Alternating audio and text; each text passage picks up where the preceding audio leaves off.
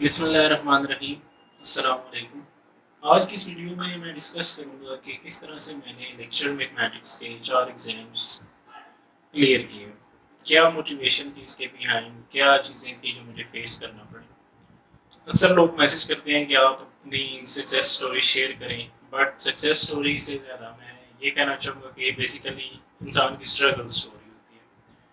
तो आज आप लोगों के साथ सक्सेस स्टोरी से ज़्यादा मैं चाहता हूँ कि मैं अपनी स्ट्रगलिंग स्टोरी जो है वो शेयर करूँ, ताकि हो सकता है कि आप लोगों को भी इससे कोई मोटिवेशन मिले और काफ़ी सारी चीज़ें आप देखेंगे कि मैंने किस तरह से स्टडीज़ की और किस तरह से चीज़ों को कंटिन्यू किया, ताकि आप लोग भी अगर उस तरह से इन चीज़ों को फॉलो करें तो आप लोग भी आसानी से कामयाबी हासिल कर सकते हैं। So this journey starts from 2017। मैं वन बाय वन सारे टेस्ट के बारे में बताऊंगा, ये भी बताऊंगा कि कौन से टेस्ट के लिए मैंने कितनी प्रिपरेशन की, कहाँ से की। ठीक हो गया।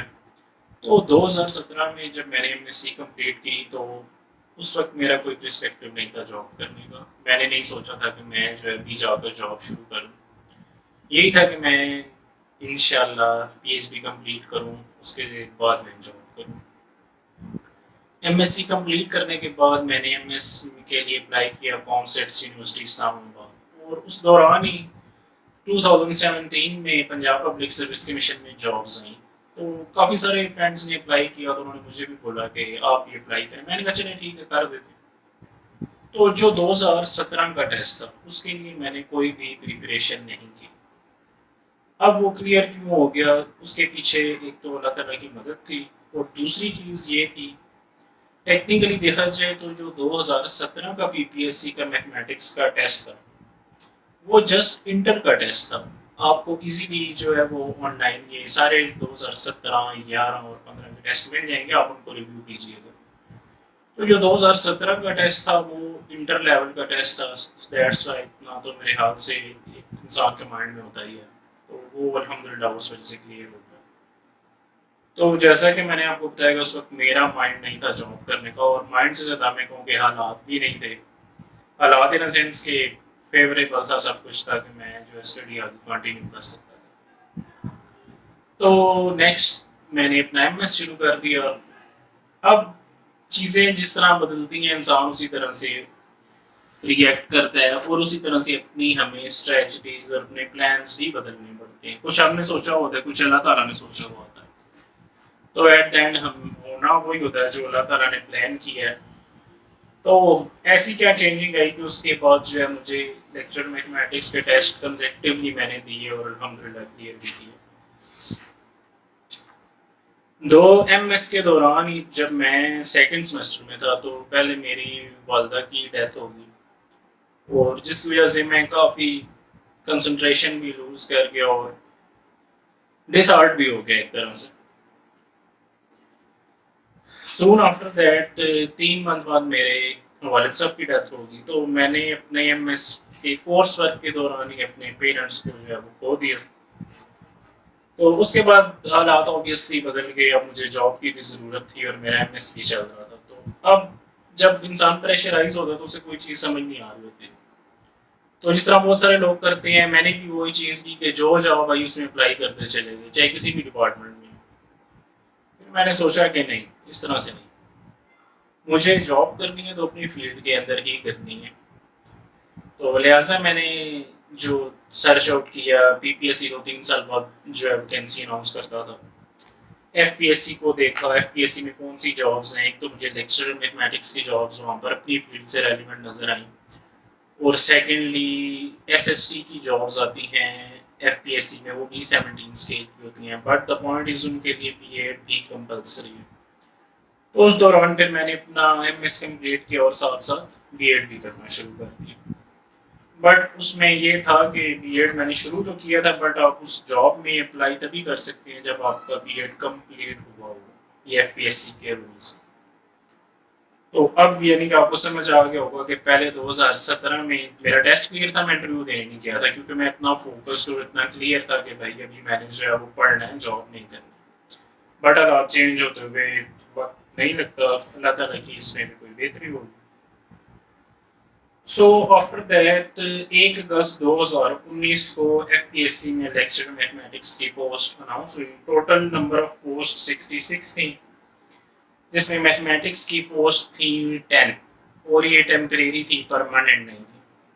अब चूंकि ये मेरी रेस थी, या रेस में मैंने हिस्सा लेना था, तो टेम्परेरी हो या परमानेंट हो इससे कोई फर्क नहीं पड़ता था। सेकेंडली आपको एक और चीज़ बताता चलूँ कि एफपीएससी में लेक्चर मैथमेटिक्स या एसएसटी, इनके बारे में मुझे मालूम है, बाकी गाइड ऑन लो। यहाँ पर आपको 3 फेज से गुजरना पड़ता है। इंट्री टेस्ट नंबर 1 आपका क्लियर होना चाहिए। नंबर 2, इंटरव्यू भी सब लोगों का नहीं किया जाता जो टेस्ट क्लियर करते हैं, उसमें से भी शॉर्ट लिस्टिंग होती है, आपके एकेडमिक्स मार्क्स लेकर जाते हैं, आपके टेस्ट के मार्क्स लेकर जाते हैं। एंड आफ्टर दैट फिर जो है आपका इंटरव्यू का फेज आता है। और अनफॉर्चुनेटली एफपीएससी जो है मिनिमम 2.5 से 3 साल इसमें लगाता है। अब ये ऐड आया था 1 अगस्त 2019 को। डेट्स आपको बताने का मकसद, चूंकि जो लोग इस चीज़ को फॉलो करते हैं या इस चीज़ को आगे परसू करना चाहते हैं, अप्लाई करना चाहते हैं, तो उनको एक आइडिया सा हो कि भाई इस पर कितना टाइम लगता है, ताकि वो सिर्फ यही काम ना करें, उसके साथ अपना पैरेलल कुछ और भी जो है सर्कल चलाते हैं। 1 अगस्त 2019 को टेस्ट अनाउंस हुआ था, उससे यानी कि पोस्ट आई थी, और इसका जो रिटर्न का रिजल्ट था, ये रिटर्न का रिजल्ट आया था 16 जुलाई 2020 को। तो ये अब आप देख सकते हैं कि कितना टाइम लगा इसमें। और टेस्ट ये अल्हम्दुलिल्लाह मेरा रिटर्न क्लियर था। बट अभी मैंने आपको बताया कि 2 फेज मजीद बाकी हैं इसमें। एक ये है कि शॉर्ट लिस्टिंग करते हैं, उसके बाद इंटरव्यू करते हैं। तो डॉक्यूमेंट्स जिस तरह बाकी कैंडिडेट्स जो पास थे उनके भी सबमिटेड है, मैंने भी सबमिट करवा दिए थे कॉपीज। तो अभी शॉर्ट लिस्टिंग नहीं हुई, उसकी शॉर्ट लिस्टिंग और इंटरव्यू बाकी है। तो ये कहानी थी ये टेस्ट नंबर 2 की। तो नेक्स्ट जो था, फिर एक और पोस्ट अनाउंस हुई एफपीएससी में, जो कि 30 जनवरी 2020 को, कोविड से बस थोड़ा सा ही पहले। ये में टोटल नंबर ऑफ पोस्ट 53 थी, मैथ्स की 5 थी। टोटल नंबर ऑफ पोस्ट और सब्जेक्ट पोस्ट से आप कंपेयर कर सकते हैं कि हर सब्जेक्ट की 5-7, या आज तक सबसे ज्यादा पोस्ट मैंने एफपीएससी में देखी है तो 10 ही देखी है, इससे ज्यादा नहीं देखी। नहीं तो एफपीएससी में 2, 3, 4, 1 इस तरह से भी पोस्ट आती है। तो अगर आपके अंदर वो आ गया है और आप करना चाहते हैं, तो कभी भी ये मत देखिएगा कि पोस्ट 2 है या 3 है। अक्सर दोस्त यार कहते हैं कि यार 3 तो पोस्ट है, 5 तो पोस्ट है, क्या फायदा अप्लाई करने का। याद रखिए कि अगर आप करना चाहते हैं तो आपको सिर्फ एक ही सीट चाहिए। चलें जी, ये वापस आते हैं इस पर। ये 30 जनवरी को जो अनाउंस हुआ था, 30 जनवरी 2020 में पोस्ट अनाउंस हुई थी। 5 इसमें मैथमेटिक्स के थे। इसका जो रिटर्न का रिजल्ट आया वो 9 अप्रैल 2021। तो यहाँ से आपको आइडिया हो रहा है कि तकरीबन कम बेश 1 साल लग जाता है रिटर्न टेस्ट का रिजल्ट आने में। तो अल्हम्दुलिल्लाह ये टेस्ट भी मेरा क्लियर था, और इसके लिए भी डॉक्यूमेंट्स मेरे सबमिटेड है। अभी शॉर्ट लिस्टिंग होना बाकी है और इंटरव्यू होना बाकी है। अब मेरा एमएस तो चूंकि 2020 के आप कह लें कि एंड तक जो है वो कंप्लीट हो चुका था। बट वही कंडीशन थी कि मुझे जॉब की बेसिकली ज़रूरत थी, जो कि सर्कमस्टांसेस इस तरह के थे। अब इस दौरान मैं फिर सोच रहा था कि क्या करना चाहिए, प्राइवेट जॉब करनी चाहिए या मैं पीएचडी कंटिन्यू करूँ, उसके साथ जो है जॉब की कोशिश करूँ। तो पीएचडी के लिए फिर एक दफ़ा माइंड बनाया। अल्हम्दुलिल्लाह एसएमएस में पीएचडी में एडमिशन भी हो गया मेरा, बट सून मुझे वो आइडिया ड्रॉप करना पड़ा कुछ पर्सनल एंड फैमिली इश्यूज की वजह से। सो अगेन अब इसके बाद हालात जो हैं वो कहते हैं कि सुबह होने से पहले जो रात होती है बहुत अंधेरी होती है। अब चूंकि मैंने पीएचडी भी ड्रॉप कर दी और उसके बाद जो है कोविड, आप सबको पता है कोविड आ गया, कंप्लीटली लॉकडाउन। तो अब प्राइवेट जॉब भी नहीं मिल सकती, सरकारी तो दूर की बात है। तो बहरहाल इस दौरान फिर मैंने ये किया, शायद इस चीज़ ने मुझे हेल्प आउट किया आगे बहुत ज़्यादा। एक तो मैंने ऑनलाइन ट्यूशंस कुछ पढ़ाई, और उसके साथ साथ मैंने बुक रीडिंग कभी भी नहीं छोड़ी। क्योंकि आई डोंट नो, आप लोग तो खैर लायक होंगे, मेरे साथ ये इश्यूज थे कि लाइक एमएससी में मैंने कुछ कोर्सेज पढ़े हैं, तो सारे कोर्सेज हमने अच्छे नहीं पढ़े हुए होते, कुछ कोर्सेज हमारे ऊपर से जाते हैं, जो भी उसमें मसाइल। तो मैंने बुक्स लेकर वो चीज़ें पढ़ना शुरू कर दी। फॉर एग्जांपल अलजेब्रा पढ़ना शुरू कर दिया, कॉम्प्लेक्स एनालिसिस मुझे नहीं आता था वो पढ़ना शुरू कर दिया, रियल एनालिसिस पढ़ना शुरू कर दिया, बेसिक से स्टार्ट किया और फिर यानी कि वन बाय वन आगे चलता गया। ठीक हो गया। तो आफ्टर दैट फिर 23 अगस्त को अनाउंस हुई थी पोस्ट पीपीएससी में 2020। ओपन मेरिट इसमें 92 पोस्ट थी और इसका जो टेस्ट का रिजल्ट था वो फिर 25/10/2020 को आया। एंड आफ्टर दैट फिर हमारा नहीं 25 को सॉरी हमारा टेस्ट हुआ था और रिटर्न का रिजल्ट 19 नवंबर को आया। और 13 जनवरी को जो हमारा मेरा इंटरव्यू 13 जनवरी को रावलपिंडी सेंटर में कंप्लीट हो गया था, जिसके बारे में मैंने आपको पिछली वीडियो में कंप्लीट बताया था कि क्या क्वेश्चंस थे और क्या नहीं थे। अब एक चीज रहेगी जो सिलेबस के बारे में। एफपीएससी अपनी हर पोस्ट का सिलेबस जो है वो ऐड आने के तकरीबन 3 से 4 माह बाद उसका सिलेबस आ जाता है। अब उस सिलेबस में फॉर एग्जांपल हमेशा से थोड़ी बहुत ही चीज़ें वो चेंज करते हैं। फॉर एग्जांपल अब उसमें 50 मार्क्स का आपका मैथ्स है, 20 नंबर की आपकी इंग्लिश है और 30 नंबर आपका एजुकेशन का पोर्शन। ठीक हो गया। तो मैं आपको मैथ्स के बारे में बता देता हूँ कि मैथ्स मैंने इसमें किस तरह से स्टडी किया। फॉर एग्जांपल अब उसमें पहला टॉपिक होता है डिफरेंशिएशन, इंटीग्रेशन एंड लिमिट्स के बारे में। तो आपको फर्स्ट ऑफ ऑल ये देखना चाहिए कि कोई भी टॉपिक है वो टॉपिक आपने फर्स्ट टाइम कहाँ पर पढ़ा था। अंडर ग्रेजुएट में पढ़ा था या ग्रेजुएट में पढ़ा था। कुछ आप लोगों में से होंगे जिन्होंने बीएससी की है, देन एमएससी की है और कुछ उन्होंने बीएससी है। बहरहाल इससे कोई फर्क नहीं पड़ता। तो चूंकि मैंने बीएससी की है तो मैंने ये चीज़ें देखी कि हाँ जी मैंने इंटीग्रेशन, डेरिवेशन, ये बेसिकली इंटर में भी आते हैं। तो ये चीज़ें स्टार्ट से लेकर शुरू की।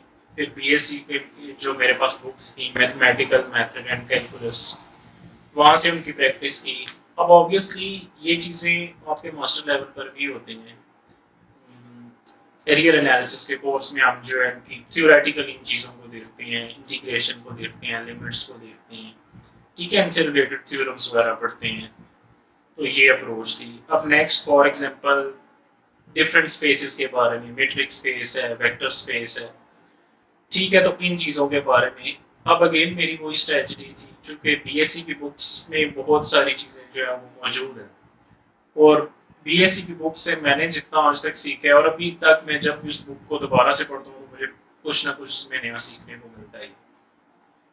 तो उसमें अब मैथमेटिकल मेथड्स में जो चैप्टर नंबर हमारा 6 एंड 7 है वो बेसिकली आप ये समझ लें कि लीनियर अलजेब्रा की बेसिक्स हैं।